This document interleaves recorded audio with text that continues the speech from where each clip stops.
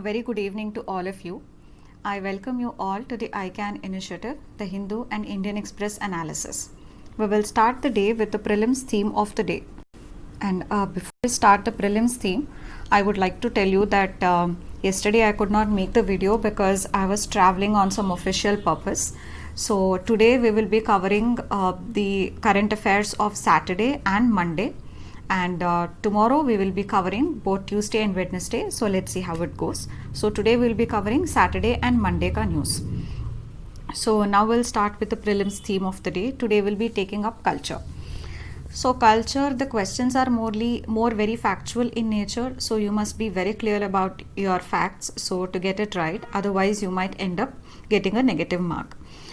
So first is today you have to do regarding the calendars. So there are various types of calendars, that is the Saka, the Vikram, the Gregorian calendar, and in that the broad categorization is the solar and the lunar calendars.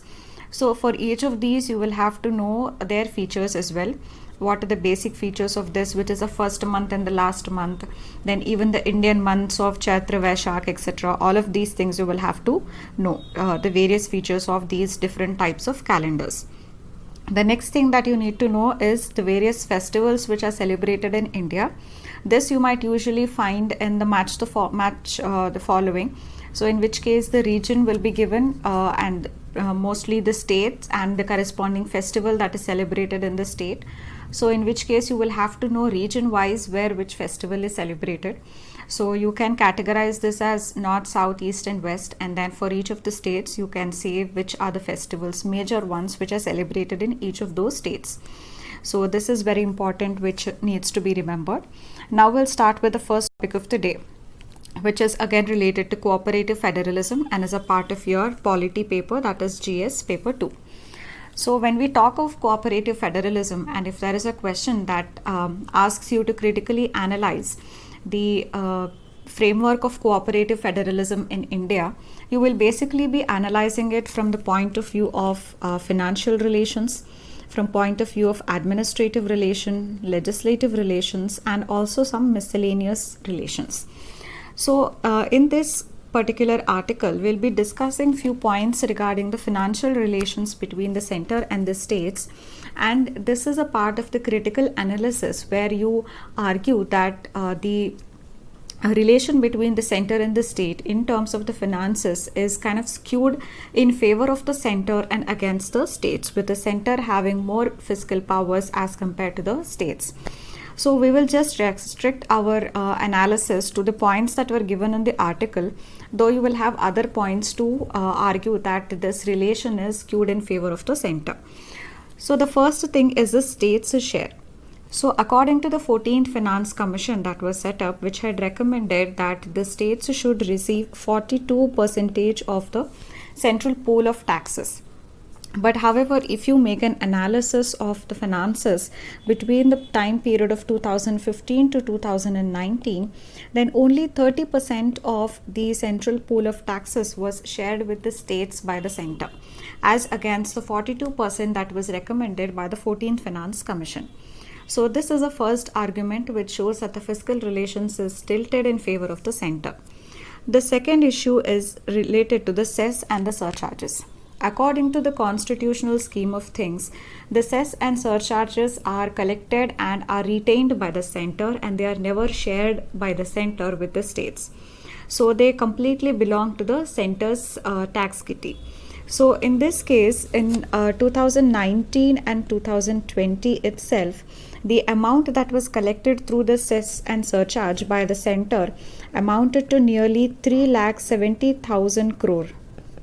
And the whole amount was retained by the center, as the amount collected as part of cess and surcharge is never shared with the states. So here again it shows the tilt in favor of center. The third issue is on the cess that is levied on petroleum. So earlier, whatever cess was collected on petroleum, it was shared between the center and the states in the 50:50 ratio. But now this ratio has become 60:40, with the center having 60% of the cess that is collected on petroleum. So here again it shows the tilt in favor of the center when we talk of the fiscal relations between the center and the states. So these are the three recent arguments that you can quote to show how fiscal federalism with the finance commission that we call as the it ensures that fiscal equilibrium between the center and the states, that is on the one hand, but on the other there is also a skewed fiscal relations with the fiscal relations being the more power with the center, how it is skewed in favor of the center. So these are the counter arguments for your fiscal federalism. Now we'll move on to the next topic. The second topic of the day is the disaster management. In that, we'll be talking about landslides that happened in Idukki. So, disaster management is a part of your GS3 syllabus, which specifically mentions the topic disaster management. So, when we talk of landslides, there are several important issues which are associated with it. So, particularly if we talk of the landslide that happens in Idukki, we see that there are several underlying causes that actually lead to the occurrence of such landslides. So we will have an analysis of these important factors that eventually led to such landslides that have happened in the recent past. So the first thing is the susceptibility mapping. So we know that broadly some areas are prone to landslides because depending upon the steepness of the slope, or depending upon the temperature of the area, or depending upon the rainfall in the region.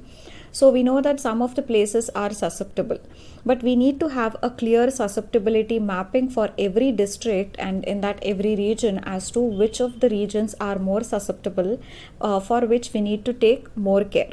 So such susceptibility mapping is very important.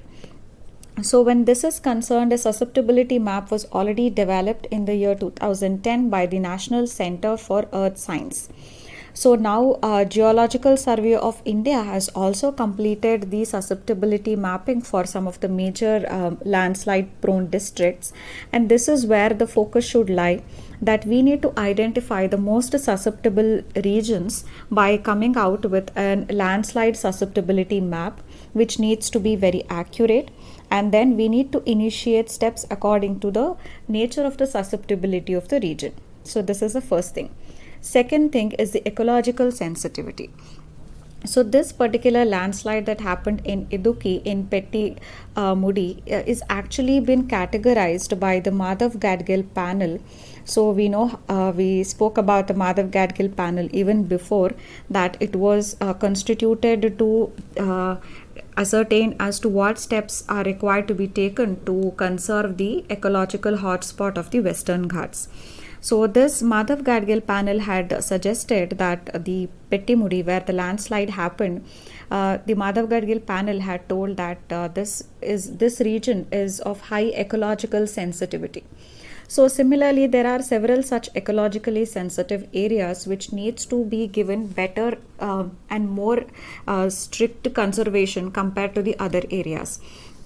So we need to, on a priority, identify these ecologically sensitive areas where carrying out more development activities can end up damaging the ecological richness of the area and also end up leading to these disasters like the landslides. So the next thing after developing the susceptibility mapping is to ascertain the ecological sensitiveness of the area, and those regions which are ecologically sensitive will need to be protected and human interference in the region needs to be restricted.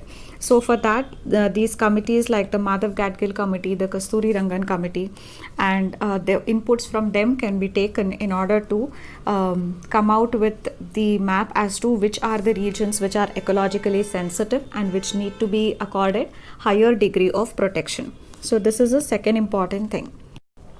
The third is related to the climate change. So one thing is that the Western Ghat region is already a region that is susceptible to landslides because of the slopes on the Western Ghats, the increased rainfall that is happening on the slopes, and a lot of human intervention as well. And all of this is exacerbated by the fact that climate change is now in the picture, and that has completely changed the scenario, and it has led to more such occurrence of disasters in a more frequent manner. So we need to take this angle of climate change as well. For instance, if you take Kerala for the last couple of years, there has been unusually high rainfall that has happened since 2008, which did not happen before. So one part of that can be attributed to the climate change that is in operation, that is already now prevalent. So it is because of this unusually high rainfall, which is also one of the important factors that triggers these kinds of landslides. So the fact that now climate change has already set in, and we have to somehow climate proof our activities, that needs to be understood, and the climate change perspective must be always taken into consideration when we are developing our policies. This is the third important thing. The next is a human interference. Even Geological Survey of India has recognized the fact that the human interference has been one of the most important causes of landslides. So if you look at the Western Ghat region in Kerala, there has been a lot of land grabs that have happened by the land sharks. Many of the farmers, the fishermen, they have all been removed from their lands, evicted from their lands. They do not have the land ownership, and the lands have been grabbed there by various other private players. So there is a lot of construction activity that is happening, and the natural drainage system in this region is also disturbed. So because of such huge human interference in such ecologically sensitive areas has triggered these incidences of landslides in the past and now also. And if such human interference continues unabated in the future, then the occurrence of these disasters are going to be more frequent, and also they are going to be more intensive in the future. So the human interference and that more scientific use of land, more sustainable use of land, where we avoid these land grabs and all that, that is very important if we are looking forward for a more sustainable future where we reduce the occurrence of these disasters. So this is the last important factor that needs to be kept in mind. So we know that the important factors are, the first thing is the climate change, and then the amount of human interference that is happening. Then we also have to look into the ecological sensitivity of the region. So all of these things, and the fact that different regions are susceptible to different degrees to disasters, and we need to have an accurate map of susceptibility of an area to various disasters. So these are the important things that need to be kept in mind while we're talking about the occurrence of disasters in a particular area. So with this, now we'll move on to the next topic. The next topic is the startup ecosystem in India. This is a part of your GS3 syllabus when you're talking about the entrepreneurship, the level of innovation, and the startup ecosystem that India has provided. It can also come as a part of your GS2 syllabus if you're talking about any analysis of the schemes meant for the people. So in which case Startup India is a program. So but mostly it is a part of your GS3 syllabus. So this article was about Project Chunauti. So Chunauti, as you all know, means challenge, and what this Project Chunauti does is, first of all, this is an initiative by Ministry of Electronics and Information Technology. And this initiative under Project Chunauti, it is going to select 300 startups. And to these startups, it is going to provide that hand-holding and the support that it needs to emerge as a successful company or an industry in the future. So for that, it is going to provide seed funding. So this seed funding will be provided to the tune of 25 lakh. So 25 lakh of seed funding is going to be provided to each of these 300 startups, so that whatever idea they have, so that can be basically it's about laying the foundations of the startup. So that is why it is called as seed funding. Seed is the base for a plant. So 25 lakhs of rupees will be given to each of these 300 startups to start them. And apart from this, MeitY is also going to give a lot of other of support. This support can be in the form of the human resource, because they require qualified and technically strong, competent human resource to be able to emerge successful. So this human resource support is going to be given. Next is the intellectual property rights, and in the filing of patents also, MeitY is going to handhold these startups and help them to register their intellectual properties. And third is they're also going to provide support in the form of mentorship to these startups. So all of this are a part of the Project Chunauti. So whenever you have any question on the startup, the analysis of how the startups are functioning in India, whether India has provided a conducive environment for the emergence of the startups, then in that case you can use this as a latest example how MeitY has launched this project Chunauti, under which all of such support and handholding is being provided to the startups. So this is about the startup ecosystem in India. Now we'll move on to the next topic. The next topic is a digital health ID. This particular topic we have already discussed it twice before. In the first case, we discussed who are all the stakeholders who are going to be benefited by this, whether it is the patients, the doctors, the pharmacies, the pathological laboratories, the government, the insurance providers.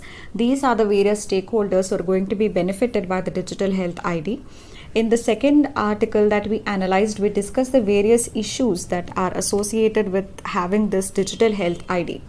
We discussed how that out of a meager budget of 1.2% of GDP, when the basics, the primary health care itself is not the foundation itself is not strong, we're trying to build a digital ID. Apart from that, we still do not have a strong data protection law in the country, so the confidentiality of the sensitive health information is also the concern, whether it is going to be leaked to third-party providers, whether it is going to be hacked. So all of that is there, and how it can lead to discrimination.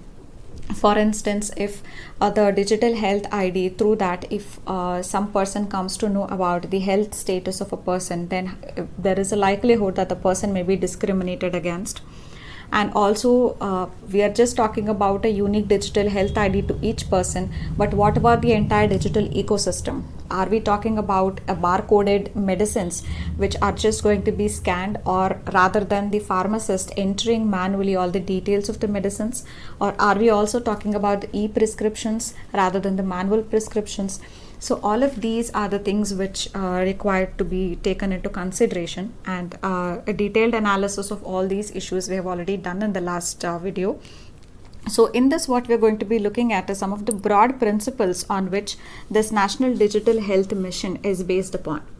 The first important principle is the voluntariness of this entire initiative. So this thing is going to be voluntary. It is not compulsory that every citizen should have a unique digital health ID. It is completely voluntary upon the people whether they like to have a digital health ID or not. So if a person does not want to have a digital health ID, then he or she may not have it. And if a person does not have, it does not mean that he or she will not enjoy the various medical services. It is not so the case. So some person may want to voluntarily involve in this and voluntarily have a digital health ID so as to very quickly, easily and seamlessly have access to various healthcare services. But if a person does not have, there is no compulsion upon the person, and he or she will continue to receive all the state support or all the healthcare services. The second principle on which the Digital Health Mission is based is on the ownership of the health data. Now it means that the health data of the person, that is completely under the ownership of that person. Nobody else is the owner of that data. So whether his or her health data can be collected or not, it is completely dependent whether the person is going to give consent for the collection or not. So the health data is going to be collected only after the individual gives consent, a right that yes, his or her data can be collected. Apart from that, the individual also has the right as to determine over which period of time his or her health data can be shared. Whether the health data can be shared for just 1 hour, or if it has to be shared for an unlimited duration of time. So the consent for all of this will be determined by the owner of the data, that is a person himself or herself is going to determine over what time period his or her health data can be shared. So therefore there is complete ownership when we talk of the health related data. The next important principle is that this National Digital Health Mission is based on the idea of connecting the unconnected. Why it is more important is because when we talk of a digital health ID, we always think that those people who have access to the internet, who are kind of active internet users, are the ones who are going to be benefited by this initiative. But however, what this initiative also tries to do is to connect the unconnected.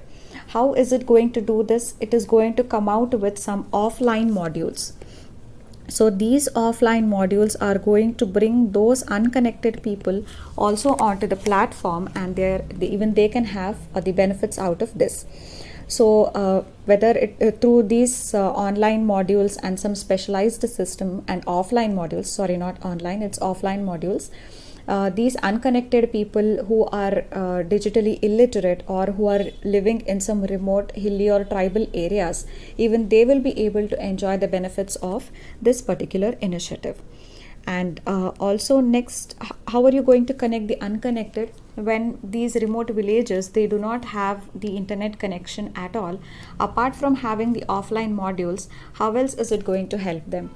So how is it that you're going to come in contact with such people? For that, this mission aims to leverage the vast network of the Panchayati Raj institutions which are there. Along with that, there are over lakhs of ASHA workers, Anganwadi workers, and the huge network of all of these grassroots level functionaries are going to be used under this mission to connect the unconnected population which have not been digitally connected, where there is this digital divide. So this is the third principle. The fourth principle is a principle of partnership.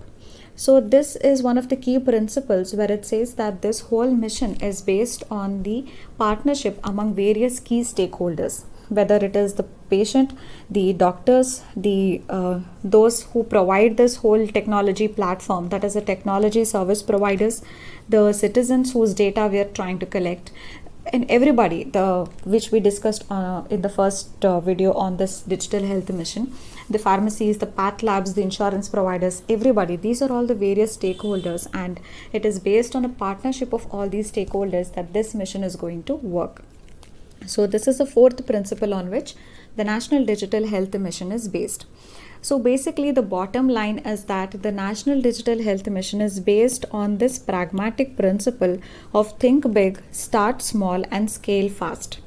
So, and also it is based on an understanding that the most important thing is to have a very good health. So we talk of the lofty goals related to self-reliance and Atmanirbharta, but that is possible only when we have a population that has a sound health. So health is at the base of self-reliance or Atmanirbharta, and this is what this particular mission realizes and it tries to seek. So this is related to the National Digital Health Mission. Now we move on to the next topic. This topic is about the ease of doing business. And again, we're talking about the economy, ease of doing business. So it is a part of your GS syllabus 3 under the economic section of your GS syllabus 3, GS 3 syllabus. So first of all, why are we talking about this ease of doing business? Why? Because the ease of doing business index is, I all know, is released by World Bank. The World Bank has now said that it kind of doubts the integrity of the data and the methodology that is used to compute the rankings every year. So it is going to have a systematic review of the data and on the methodology for over the past 5 years where it has released the ease of doing business rankings. So it is going to have a systematic review of all these data because it has a doubt or it is not convinced about the authenticity and the integrity of the data upon which these rankings are based. So this makes this topic more important because now it has come in news and the World Bank itself has cast doubts on the data based on which the rankings are published. So that is why it becomes very important to analyze the India's performance on the ease of doing business rankings and whether such ranking is actually helping us to go forward in our manufacturing sector. So first, let us understand why is ease of doing business important for us. Because we have launched the Make in India initiative, which aims to ensure that 100 million jobs are created and the share of manufacturing in India's GDP becomes 25%, all this by the year 2022. So we need to create more jobs because we also have this demographic bulge or the demographic dividend, and now our manufacturing GDP has been stagnating at 16 to 17%, which we need to increase to 25%. That is, the contribution of manufacturing in the nation's GDP should be 25%. So in order to promote this and encourage Make in India, we need to ensure that more and more people come and make their investments. For this, we need to provide them a business friendly, conducive environment, and for this precisely the ease of doing business is very important. So this is why for us ease of doing business is very important, and because we gave more importance to the index, it also shows how good we have performed on this index. Way back in 2014, our ranking in ease of doing business was at 142, and now in 2019 our ranking has been 63. So this, when you're showing in the exam, you can show it in the form of a graph at 142, and then we reduced it to 63 from 2014 to 2019. So you can show it in the form of a graph, which will enhance the representation value of your information.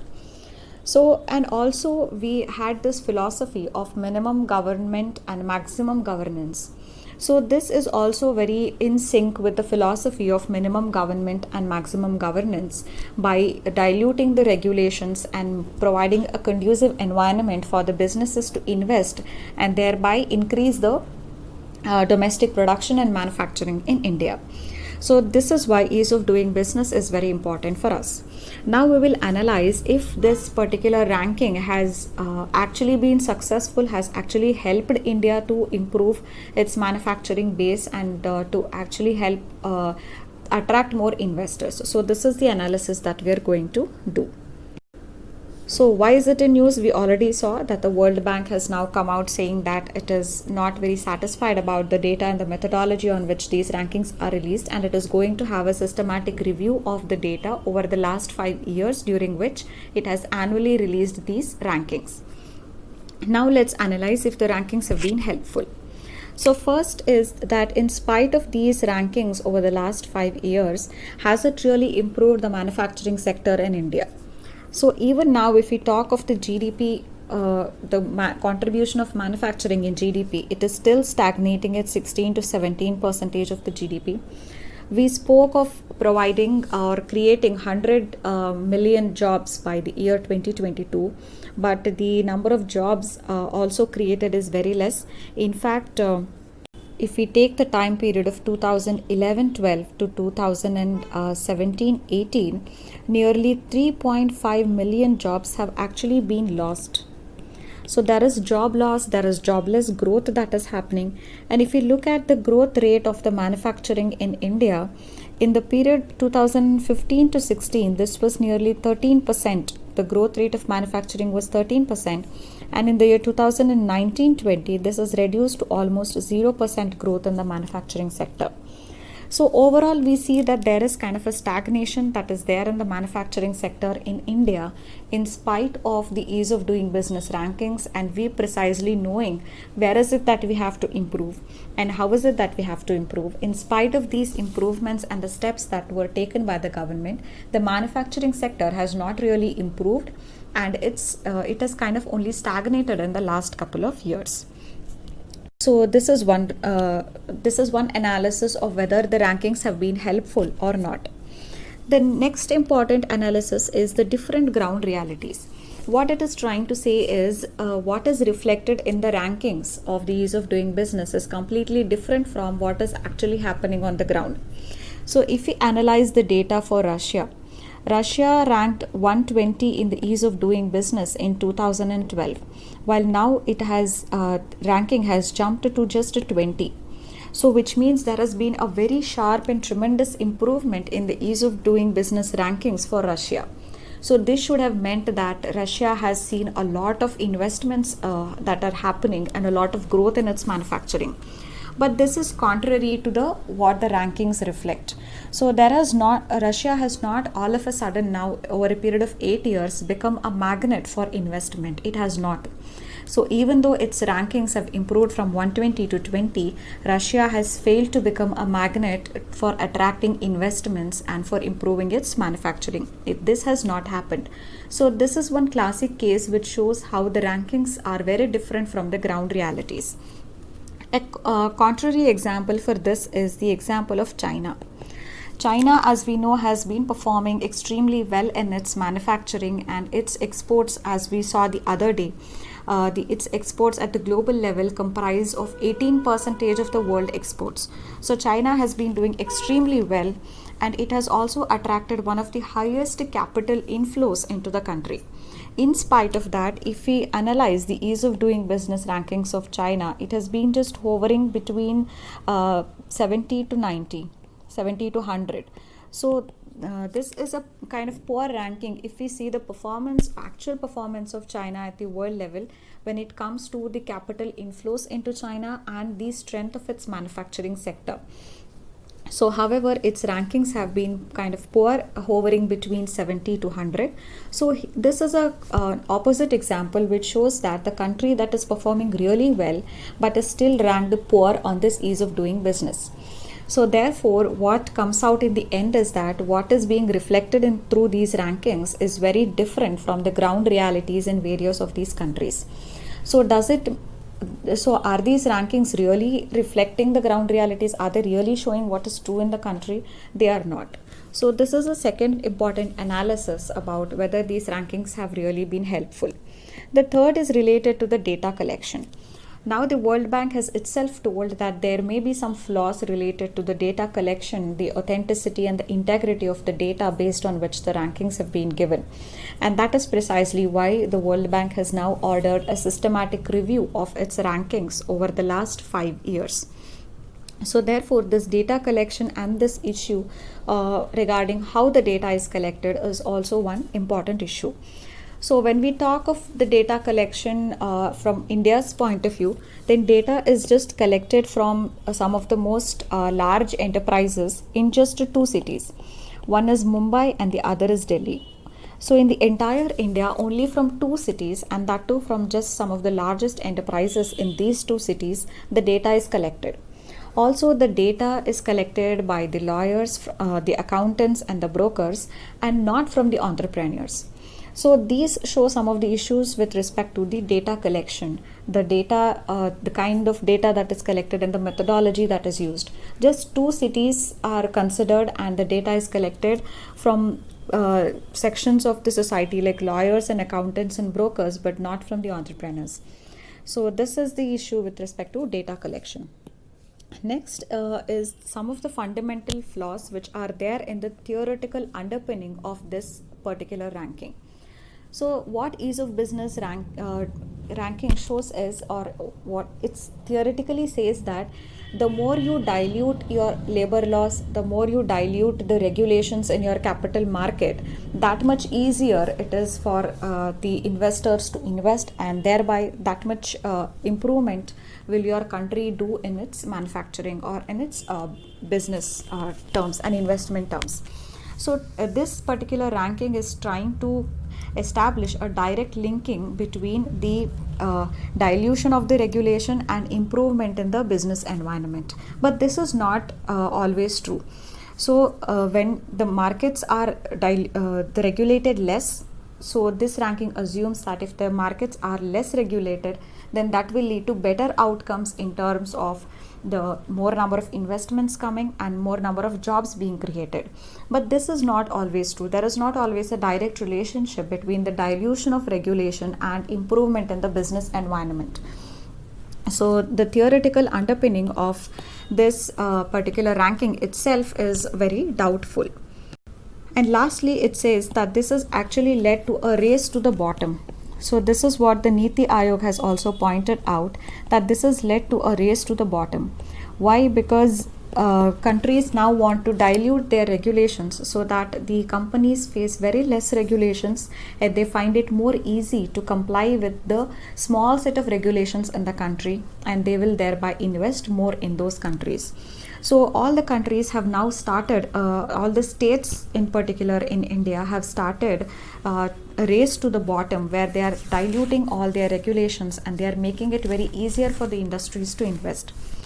But this has only led to a dilution of safety in the industries. For example, this particular editorial talks about the dilution that has happened in the Indian Boilers Act. So Indian Boilers Act and the Indian Boilers Regulation, it held that there has to be annual mandatory inspection of the steam boilers. But however, because of this dilution of the safety under the pretext of ease of doing business, now there is no annual inspection of these steam boilers. Rather, there is just a third party inspection. So these third party inspection, they hardly happen. And also it says that self certification. So the companies will just certify themselves that these boilers are safe, and all the safety protocols have been complied with. So this is just a self certification that the company itself gives, and there is no such external check, and these third party inspections are just an eyewash. So therefore this has led to a dilution of the safety standards, and recently the steam boilers which blew apart. So we know how these dilution in the safety can actually prove to be very dangerous, and it can lead to loss of several lives. So this is what has happened, because now states want to relax various regulations that they have put up on the industries, so that the industrialists can come to those states and invest more. So this has led to a race to the bottom as held by Niti Aayog. So these are the various issues with respect to the ease of doing business rankings, and a critical analysis. All the 5 to 6 negative points, we have understood how these rankings have not been really helpful in realizing the goal that it actually seeks to achieve. So now we'll move on to the next topic. So this topic is about the Pradhan Mantri Awas Yojana Gramin analysis. So this is a part of your GS2 syllabus which talks of the analysis of various government schemes.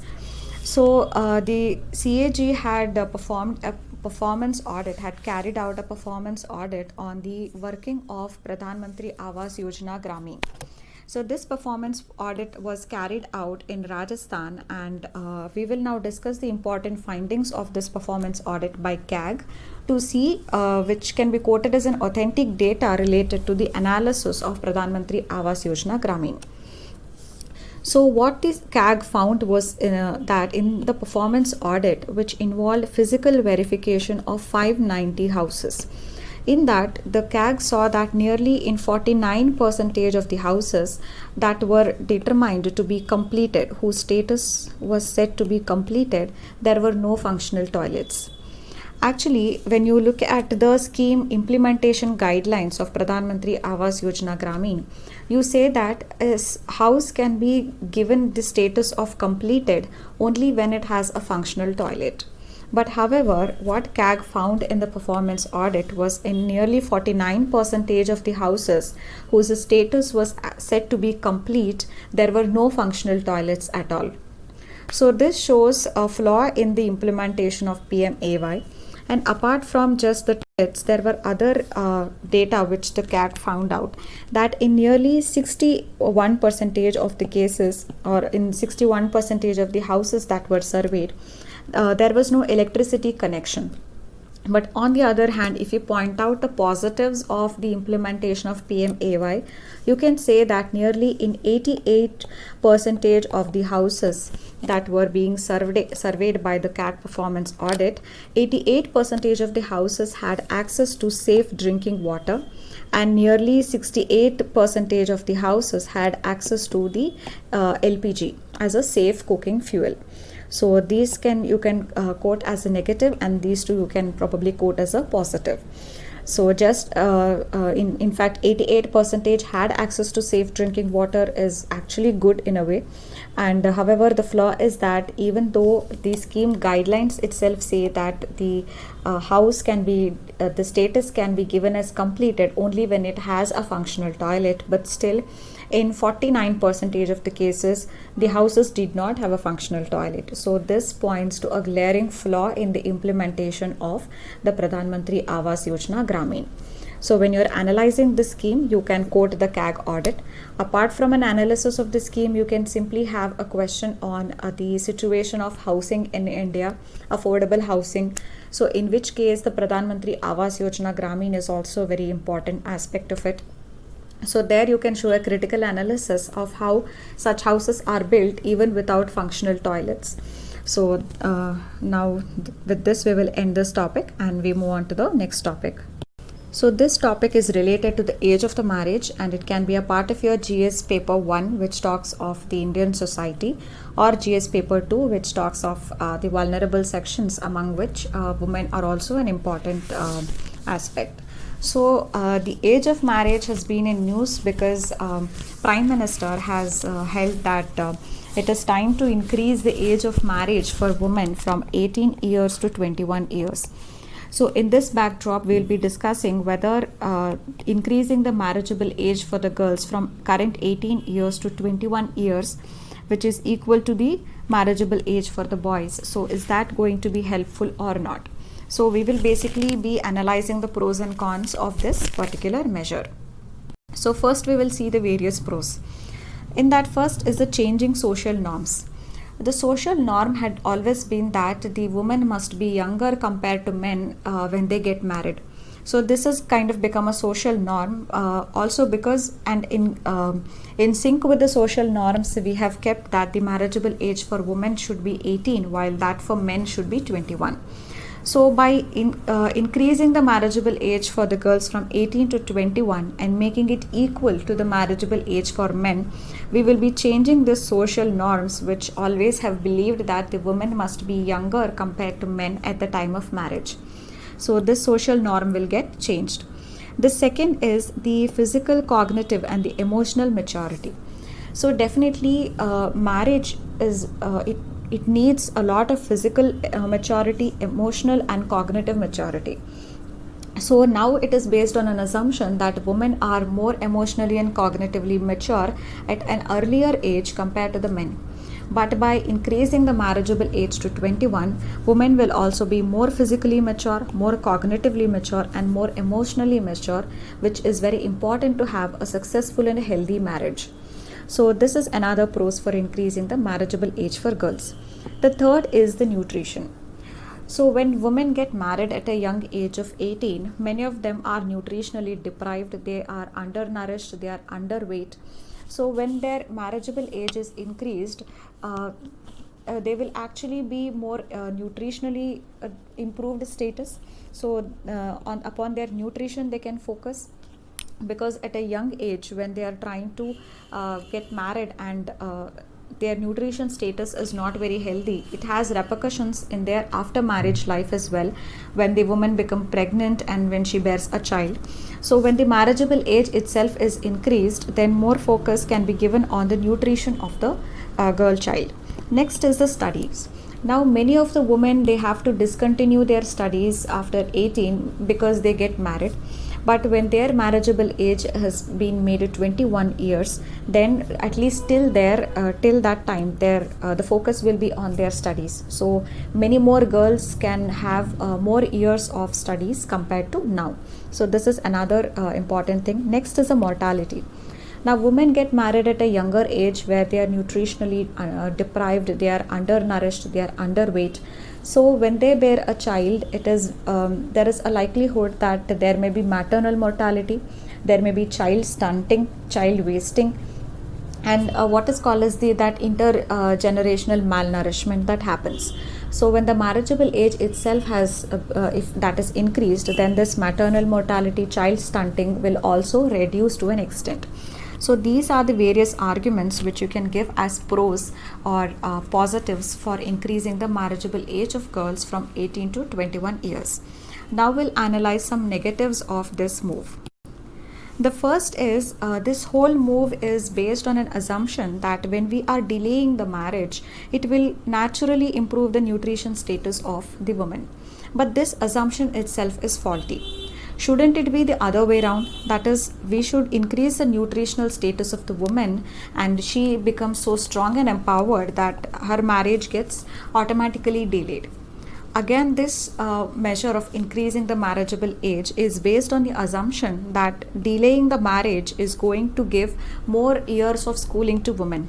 But again, this should have been the other way around, that we need to encourage schooling for women so much that their marriage gets automatically delayed.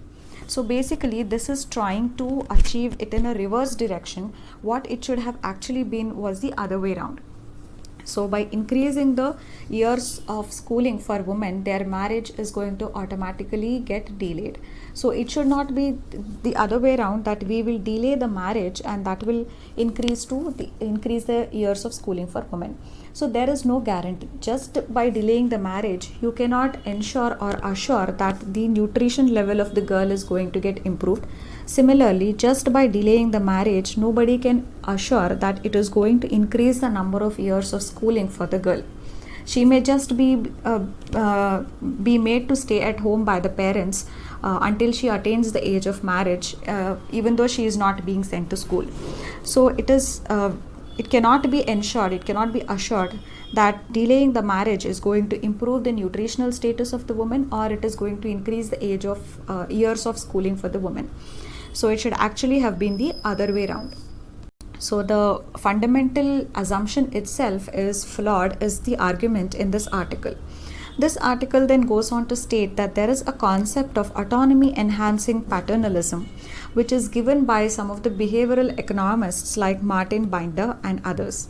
So what this concept talks about is the empowerment of the women so that they are capable of making their own decisions. So when women are being empowered, the rest of the things will actually fall in place. How are you going to empower women? Is by educating them. So when women are educated, they know what is best for them. They can take their decisions. When women are educated, they know that what kind of nutritional requirements do they need. So their nutrition levels will also accordingly improve. And when women are educated, they also know that post marriage, what is the kind of nutrition they should have, what will be the safe sexual practices that they need to adopt, what is the right age for having kids. They will know this when they get educated. So just by empowering the woman through education, rest of the things can be taken care. When a woman wants to get educated, her marriage will also get automatically delayed, by which she will attain that physical, emotional and cognitive maturity. And by getting educated, she will also have knowledge of her own nutritional requirements and her own the post marriage, whatever nutritional needs are needed, and how to take care of the baby, when to have the baby, everything, what should be the nutrition given to the baby, everything she will know. So just by empowering the woman, the other problems can be solved. So if the women are empowered through education, their marriage is getting delayed, their emotional maturity is going to be there, and when they bear a child, they will know that what should be the nutrition for the child, and thereby the child stunting and wasting that also will automatically come down. So what these behavioral economists say is that the fundamental thing is to empower the women through education. So when they are schooled properly, they know what their nutritional requirements are, and that is going to help them even post marriage to take care of themselves and also the child that is going to be born. So these were the other articles that were not important from the exam point of view. So today's prelims question based on current events is you have to tell what Sarthak is. So Sarthak was recently seen in news and is related to what? So what is Sarthak? You will have to tell this. So that's it for today. Thank you.